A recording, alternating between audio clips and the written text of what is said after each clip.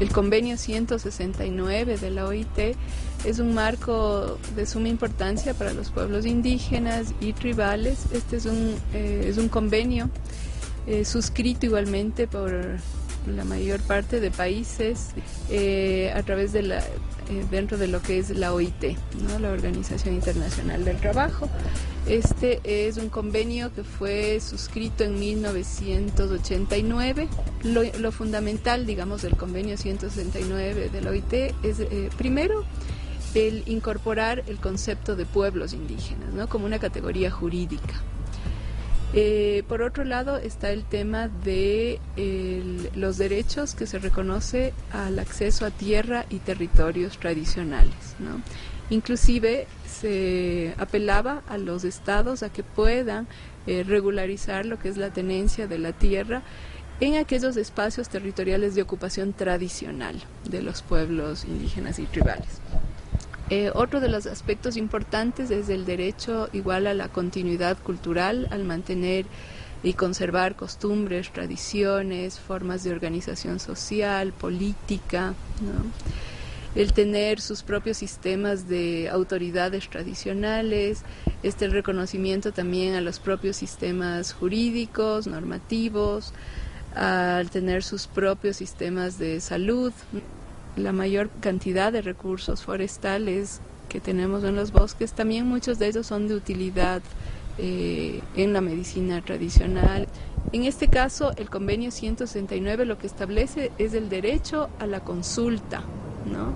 El que los pueblos indígenas y tribales tienen derecho a ser consultados en todos aquellos aspectos que les puedan afectar en sus condiciones de vida. En el caso de exploración petrolera, ¿no? En territorios de comunidades indígenas, se tiene que hacer un proceso de consulta en el que los pueblos indígenas no solo se les pregunte, ¿no?, si aceptan o no aceptan que se haga un tipo de exploración dentro de su espacio territorial, sino los procesos de consulta previa implican acceso a la información, que se les entregue información sobre aquellos programas, proyectos o actividades extractivas, que tengan un tiempo de formular preguntas, comentarios, pedir mayor información. Entonces, son procesos que tienen que tener toda una secuencia de pasos, ¿no?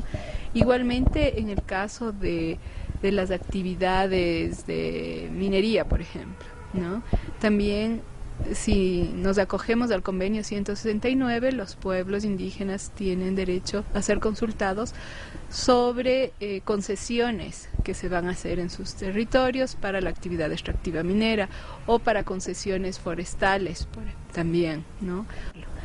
Ahora, muchas de las constituciones en los países de Sudamérica, por ejemplo, han incorporado algunos derechos colectivos basados en el convenio 169. Lo que ha faltado son mecanismos para garantizar la aplicación de estos derechos y mecanismos para la exigibilidad de esos derechos, ¿no?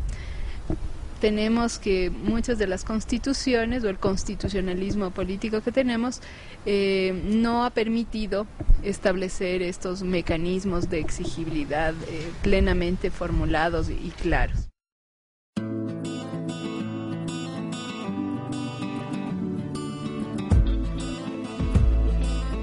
Después podemos avanzar más en el sentido de que la Declaración de Derechos de los Pueblos Indígenas de Naciones Unidas, suscrita casi 10 años en lo posterior al convenio 169 de la OIT, avanza mucho más, en el sentido de que no solo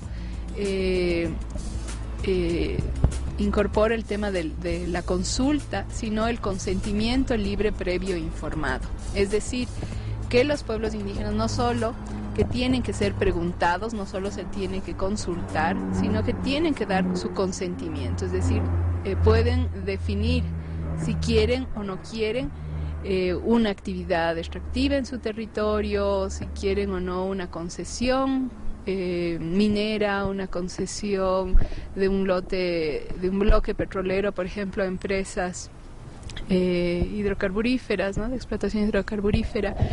Entonces, el consentimiento libre, previo informado avanza más en el sentido de que no solo se tienen que dar procedimientos de consulta, sino que el consentimiento tendría que ser vinculante. O sea, toda decisión pública sobre recursos o sobre espacios territoriales que están dentro de las tierras o territorios de ocupación tradicional tendrían que pasar por un proceso de consentimiento, es decir, de decir sí o no a tal actividad, ¿no? Entonces, en eso hay un avance mayor. Otro avance tiene que ver con el tema de la libre determinación de los pueblos, ¿no? Que es algo que claramente lo establece la Declaración de los Pueblos Indígenas de Naciones Unidas. No solo que recoge nuevamente esta figura de pueblo indígena como una categoría jurídica, sino que también plantea la libre determinación en el sentido de que los pueblos indígenas pueden determinar libremente su futuro, ¿no? Cuál es su dirección hacia el desarrollo, cuál es su modelo de buen vivir, por ejemplo, ¿no?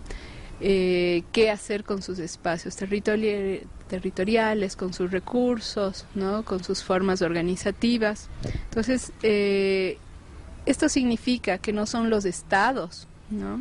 Los que tienen que definir cuál es el modelo de desarrollo por el que tienen que transitar estos pueblos, sino que ellos pueden autodeterminarse, ¿no? Libre determinarse. Esto es un principio fundamental que se incorpora en la declaración.